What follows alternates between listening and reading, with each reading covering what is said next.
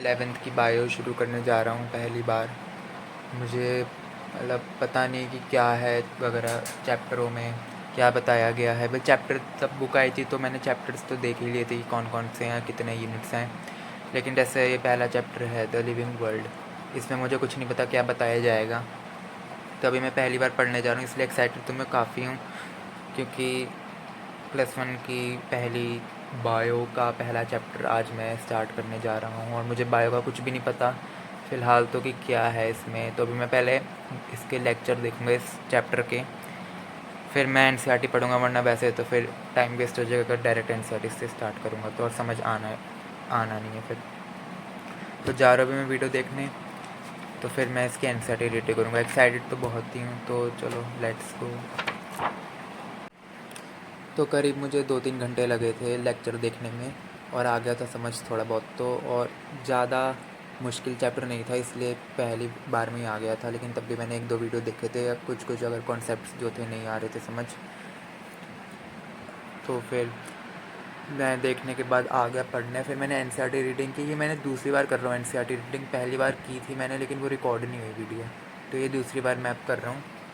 तो पहली बार जब मैंने की थी लेक्चर देखने के बाद, तब भी मुझे ज़्यादा आया नहीं था समझ, इसलिए मैं दूसरी बार कर रहा हूँ। हाँ, और जब मैंने इस बार एनसीईआरटी रीडिंग की थी तो मुझे थोड़ा बहुत आ गया था समझ कि एनसीईआरटी क्या कहना चाहती है। तो ज़्यादा मतलब इस वाले चैप्टर में कुछ लगा नहीं मुझे मुश्किल, और शुक्र है कि जो शुरुआत थी बायो की वो बहुत ही अच्छी तरीके से हुई। कोई ऐसे मतलब वाले टॉपिकों से नहीं हुई जो एकदम सर घुमा देते थे। जैसे 10th का पहला बायो का चैप्टर था लाइफ प्रोसेसेस, उसमें तो मुझे बहुत टाइम लगा था समझने में उसके कॉन्सेप्ट्स। ये वाला तो मुझे तुरंत ही आ गया, मतलब तुरंत नहीं, मतलब हाँ मतलब 1 दिन में या 2 दिन में बोलूँ तो आ गया अच्छे से, क्योंकि है भी बहुत छोटा सा चैप्टर और इसके अंदर जो दिया है वो भी कुछ बेसिक्स है और कुछ ही है, कुछ ही क्या, बस थोड़ी बहुत चीज़ें हैं इसमें, जैसे जो साइंटिफिक नेम्स हैं वो याद करने के लिए, और थोड़ा बहुत जो टैक्सोनॉमी कैटेगरीज़ के बारे में बताया गया उनके बारे में।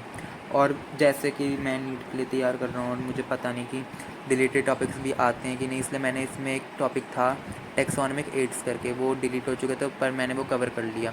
क्योंकि पहली बात तो वही जो मैंने बताया कि मुझे पता नहीं कि वो आएगा कि नहीं, और दूसरी बात तो कि उसमें ना उसको करने के बाद बहुत ही ज़्यादा सेटिस्फेक्शन होती है। अब ऐसा नहीं उस चैप्टर उस टॉपिक को छोड़ दिया, नहीं किया, तो फिर जो है बस एनसीईआरटी में वो कर लिया, तो मैंने वो वाला भी कर लिया।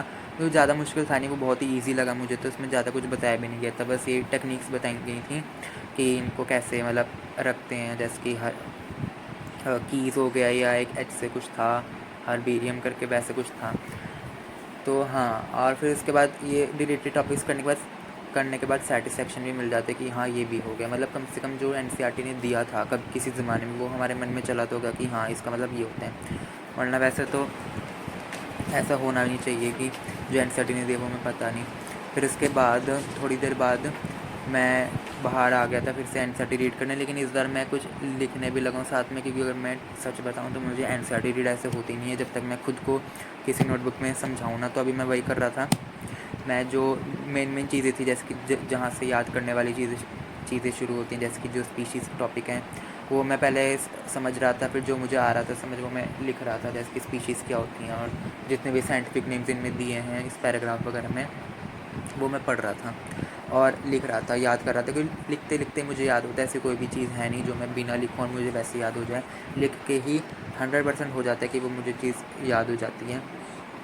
जैसे कि यहाँ पे भी इतने सारे साइंटिफिक नेम्स हैं वो मैं याद कर रहा हूँ, इनकी जो डेफिनेशन है स्पीशीज़ की, जीनस की, वो सब मैं याद कर रहा हूँ।